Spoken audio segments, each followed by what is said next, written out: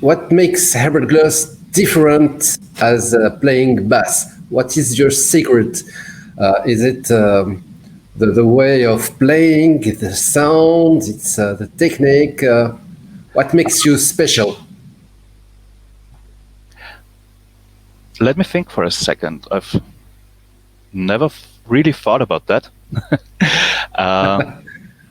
Well, one thing is, I actually, and even live, I really try to play, to finger pick everything. Yeah.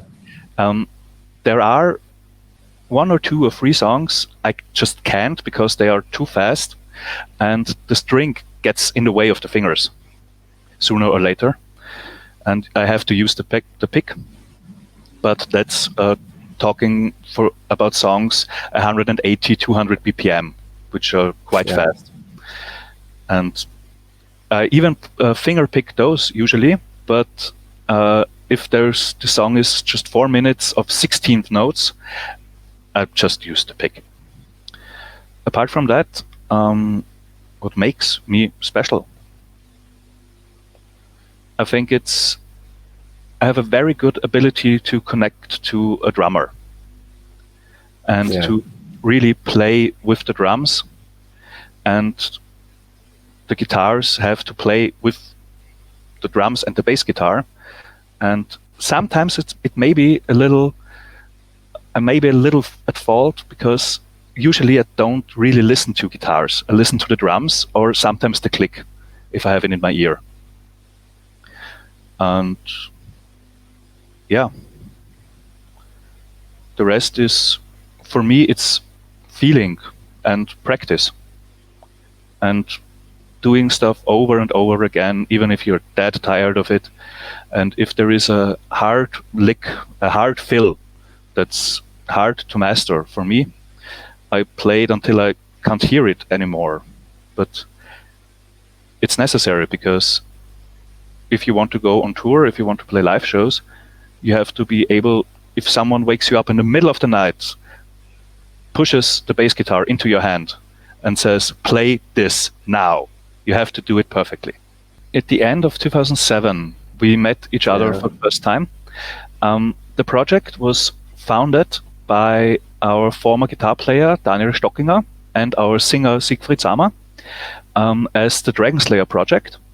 And it was more, back then, the idea behind it was more of a rock opera kind of project, similar to Avantasia, for example. Yeah. And then they started to gather around some people and started to rehearse regularly. And after a few months, they found me, or I don't know if it was even months or just weeks. And after a few weeks in the rehearsal room, we wanted to play live. And then we did first live shows in 2008. Who you were listening to when you wanted to play bass? Who are your hero, your icons? Well, my personal favorite band back then until now is Blind Guardian. Blind Guardian, yeah. But one of the biggest influences for me to choose the bass guitar was the first concert I've been to by myself. That was Nightwish. I think it was in 2005 in Vienna. And there I saw Marko Hietala on the stage playing the bass guitar, looking demonic and just being so cool. And that's he's one of the reasons I picked up the bass guitar, actually. And I think it's a little bit sad, but he has to do it for himself, that he quit Nightwish recently. Yeah, that's how I was going to ask you.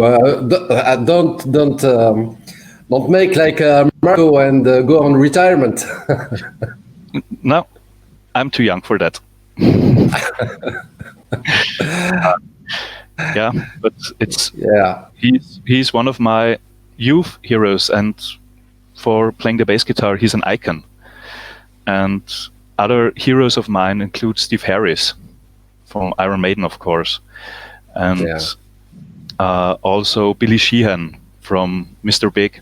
He's an amazing bass player. Yeah. Yeah, you talk about Steve Harris. Look, Marwan Selmi playing Steve Harris bass guitar must be fun.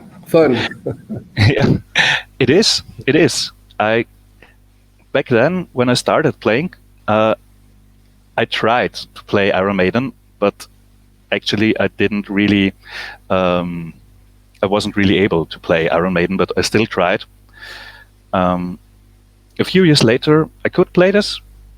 Basically, everything I put my mind on. But sometimes Iron Maiden bass is special. You have to get the feeling for this. You really have to live the song, or at least I do, to play it. But I think it was last year. No, last year was a pandemic.